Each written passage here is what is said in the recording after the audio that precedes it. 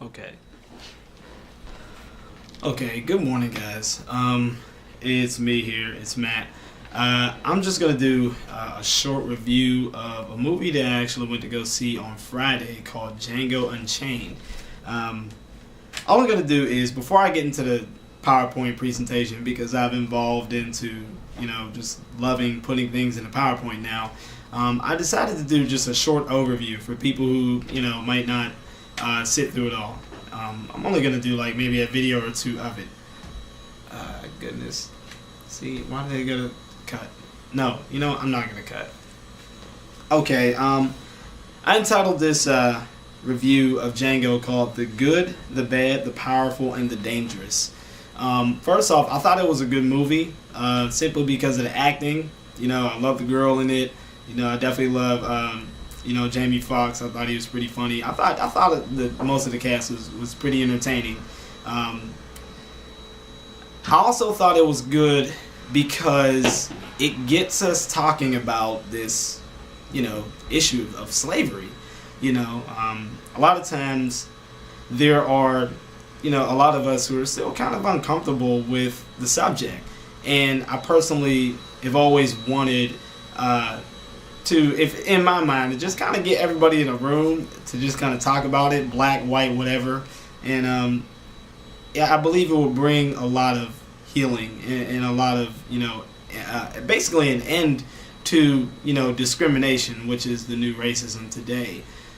So I kind of thought that the comedy in the movie actually ushered in a kind of footstep in the door for us to just kind of talk about this issue of slavery so we could just kind of heal from it and move on. That's why I kind of thought it was a good movie, because usually subjects that are very touchy are, extremely difficult to, just kind of go in and talk about. A lot of times they're so difficult, people don't talk about them at all. And I kind of thought about it in terms of like a gangrene effect, where you had a terrible wound in your skin, and it was opened up, but now it's closed up, and now no one wants to go through the pain of cutting it open and going in and getting it out, because now it's all closed up, and the more that something heals over something that needs to get out, it's harder to go ahead and get in there. And I kind of made that the equivalent of slavery, how it's just a very harsh subject to deal with.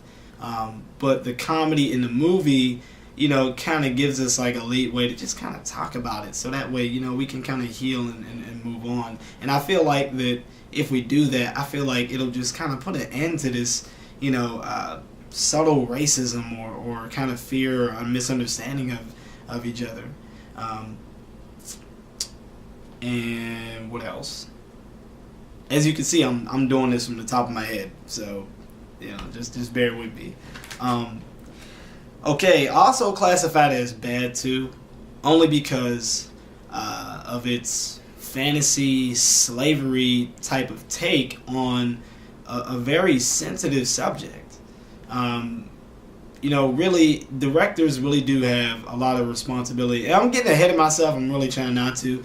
But the fact that, you've had slaves on swings, the fact that you had, a girl in a hot box and it looked like she just came out of a hot shower. The fact that, you've made the bad guys look like they were just, harsh, but they were just morally misguided, regular bad guys. Those type of comedy spins on a very serious subject, really is basically is misleading. And once again, I'm trying not to get ahead of myself, so I'm going to just leave that subject alone there. But just know that that's the reason why it was just bad, just from my perspective, just based on everything I know about the reality and history of slavery. I also thought it was powerful simply because movies are powerful. For example, if I were to take, I just bought, I just had Avatar. I went to go see that in theaters like almost like the day it came out.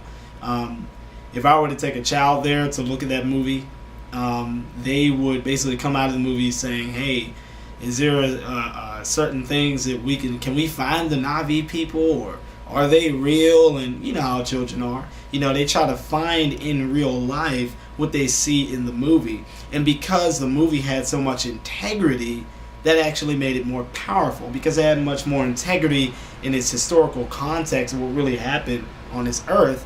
I could go ahead and take that child and say, "Hey, you know what? I think we can find some similarities. You know, let's look at this subject. Let's look at that subject." And before you know it, a subject that would be probably so hard to teach because a child thinks it's boring, they might find it fascinating because of a movie that did such a good job at sticking to the integrity and the history of those very subjects that went on this earth. And so that's the reason why I thought that, you know, that movies are powerful, you know. And of course Django is a powerful movie because there are certain snippets in the movie where it does show some very real stuff. So I thought, you know, the movie had its points of being very powerful, you know, where it could really kind of wake up, you know, just certain kids, youth, adults, or whatever, and just say, "Hey, well, you know, let me look more into that. Yeah, it was it was funny, but what was up with that over there?" And that was like my reaction the whole time. You know, when the serious parts would come, it kind of brought you down here, but then the laughter, it kind of pushed you back up there. And because of that, I really did. It gave me like mixed emotions and mixed feelings the entire time I was looking at it. And finally, the last part is the dangerous. Why is this movie dangerous? Why would I just want it not to be in theaters at all, no matter how entertaining it is? It is because of the harshness and severity of certain events that have happened in history.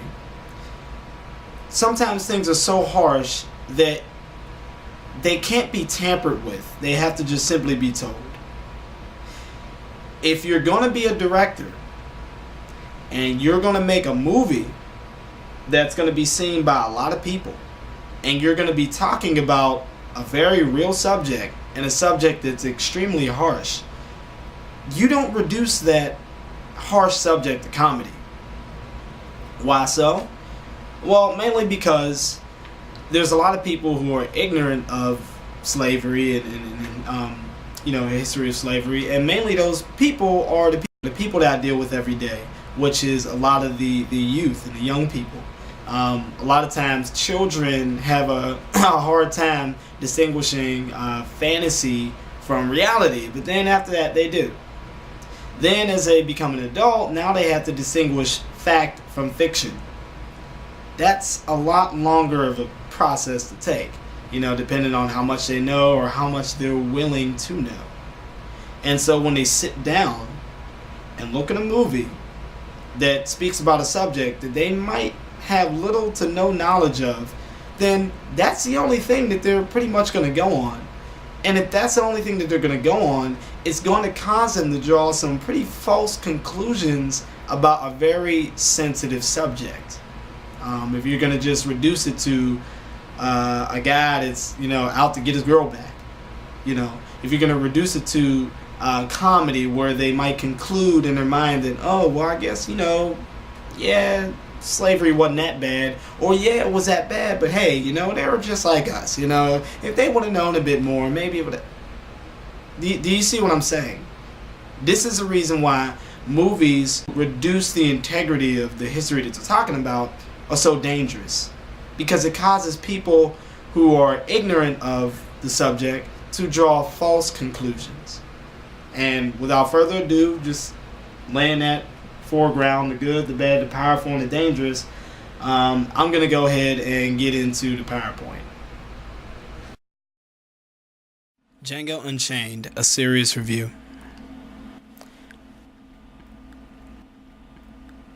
Chattel slavery of Africans is an event that is never to be made light of, period. Certain stuff you just don't do, People were stripped of their humanity, their culture, and spiritual beliefs. People died. Children were fed to crocodiles in order for their slave masters to capture them. They called those slave children gator bait, a term still used today by hunters. People were murdered. Women were laughed at while dogs bit their breasts off. People were branded and were falsely classified as subhuman. And to this day, African history is constantly being westernized, removing Africans from their central role of their own history. And this movie only adds to the problem. African Americans, particularly African American youth, have a right to know the reality of their history, both good and bad. And no form of media should mislead them on such a public theater stage. Such a movie shifts the focus of slavery by reducing it to a cowboy western, Get Back My Girl, or a vengeance is freedom kind of point of view. All of these things are the perfect ingredients for a 14-year-old to risk drawing unrealistic conclusions about a subject many African Americans already don't enjoy learning so much about. Knowing little to nothing about a sensitive subject and viewing mythic versions of it is extremely offensive to Africans and misleading to the generation of their youth. So I say all that to say that there are certain things that you just should not tamper with. When it comes to sensitive historical events, nobody should tamper with it. Bottom line. If you do, you are being misleading, no matter what reason you chose to do it. Django is a movie, but a movie is not just a movie. Movies that over-mythologize a historical event, especially a harsh and sensitive event, risks misleading an ignorant audience or individual. If you look to the right, certain movies that maintain integrity to history mostly ends up being inspirational or controversial, and often is used as a historical tool to teach and learn from. Can you do that for Django? Well, not as much as you can for Avatar on any given day. But first, I gotta backtrack. My bad, just deal with me here. I need to make a point.